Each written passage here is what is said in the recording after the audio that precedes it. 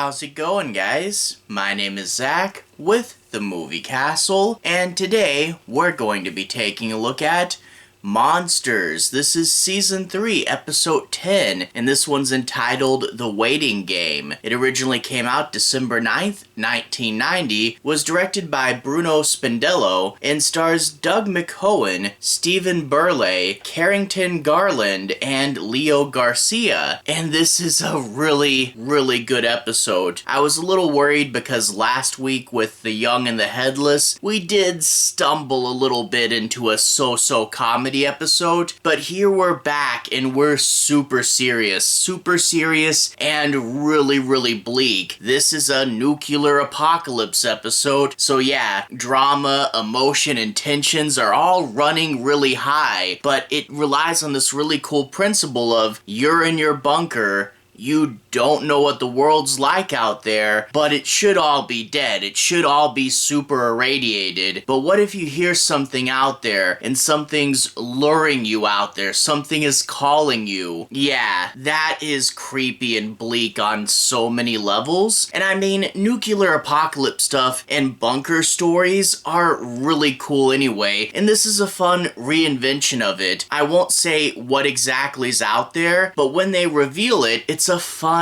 clever spin on the subject, and it does lead to a final sequence that I really do like. It's a pretty good ending to this episode. So yeah, really good, really bleak, really atmospheric. This one's really good. Definitely check it out. Overall, another strong highlight from Season 3 there. But anyway, without further ado, I do want to analyze it a little further. I'll be avoiding major spoilers, so I'll try to be avoiding the end, but I do want to talk a bit about the plot in more specifics and break down and analyze a few things. So without further ado, let's dive in. We open up with these two nuclear operator characters, and they're checking into work and they're going to relieve the old crowd, and one of them has been doing a bit of a prank war with the other person that he relieves, so there's a bit of back and forth, there's a bit of comedy, but at the same time they salute and they turn their keys and they do everything they're supposed to. They're professional but a little bit jokey, and you can tell that they think they're never actually going to have to push the button. Well, of course, this is an episode of a TV show. They're going to have to push the button. The orders come in, they can't believe it. The jokey guy all of a sudden gets super nervous and his teammate has to force him into it, saying, hey, do your orders, follow it through. And then the classic trope of, was it World War III's over in 15 minutes? The bombs go off, things shake, and it's all dead out there, and they don't know what happened. And I really do like that. We get a few days going by, and there's stress, and they can speculate, but they can't reach anyone, and all they can do is speculate. The one thing I will say with this episode is I don't like that it takes place over the course of like maybe a week or so. I wish this went on into years and years. That would have been so much more desperate and so much bleaker, but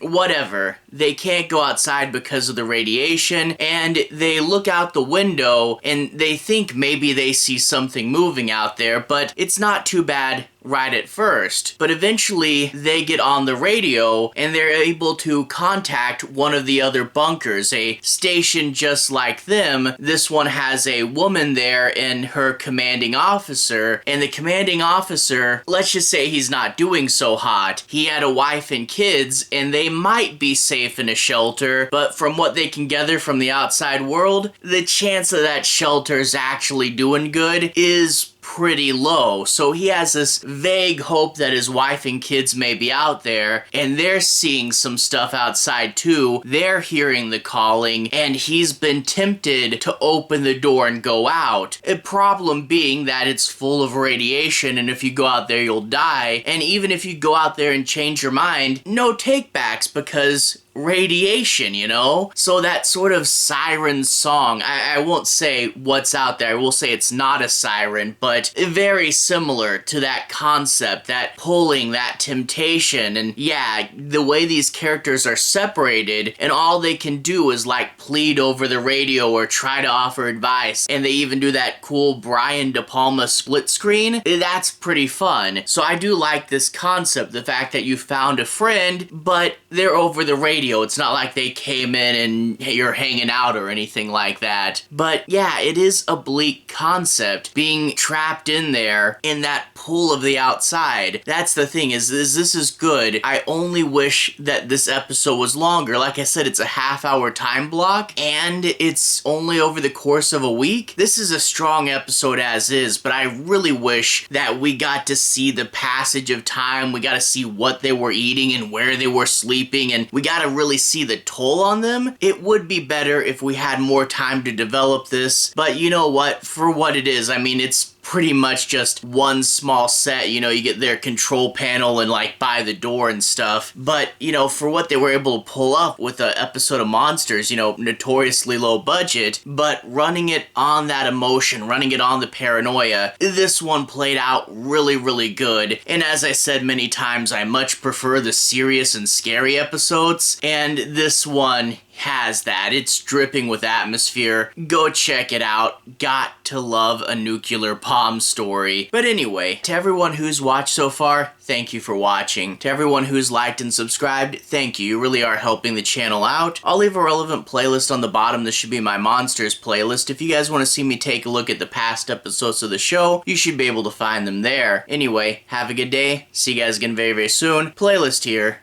Have a good day now.